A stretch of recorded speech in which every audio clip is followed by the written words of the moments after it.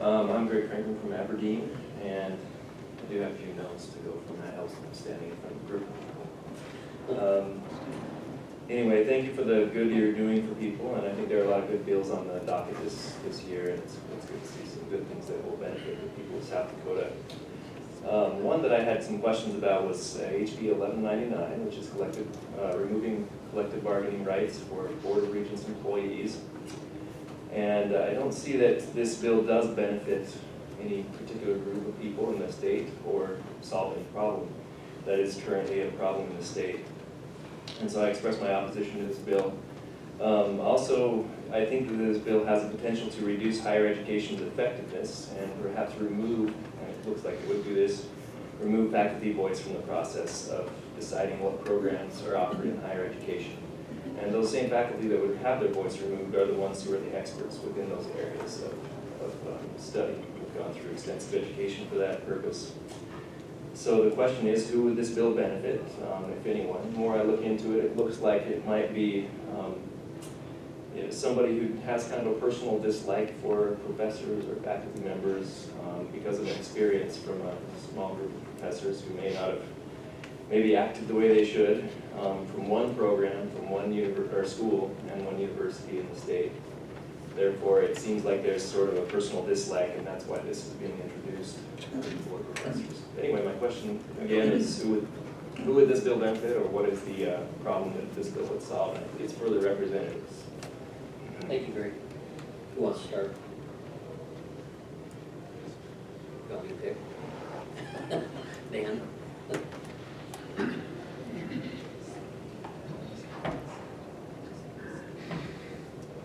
Thank you for the question. I'm not on the bill. I haven't co-sponsored it. I flat out can't answer your question. I don't know who it would help or what the idea is behind it.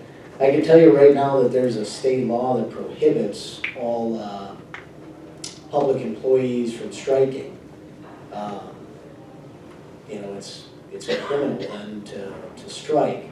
So I don't know, I can tell you I got an issue with that law. I think that one's a little bit overburdensome on the individual. This isn't something I plan on supporting, I guess. I can tell you that, but the other questions I just don't know because I'm not the prime, I didn't sponsor it, and I haven't had a conversation with the prime sponsor on the ideology behind this. So for that, I apologize. Very good question.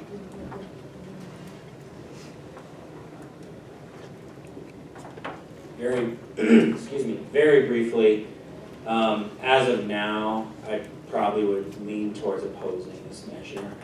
The people I've spoke with have brought up some pretty good points to oppose it. All other than that, some constituents here from NSU have brought up some good points as well, so I'm leaning in that direction as of now.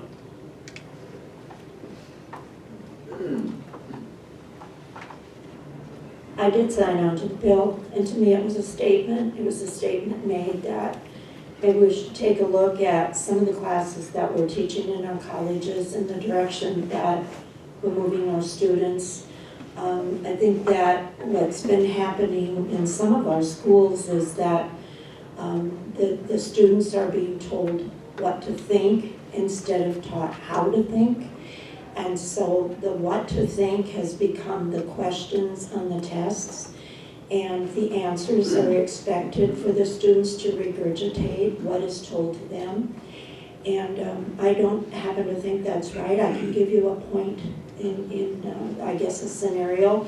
I won't tell you what school or what state, but my daughter was attending a school, and there was a government class, and they were to learn something in terms of government. She quoted the Bible as a source when the answer was asked on a test, and she was given an F because that person who was grading it said that it had nothing to do with the Bible, to stick with the facts, that the facts are the facts. And she really took issue with that because she told them that indeed the Bible was a very factual book.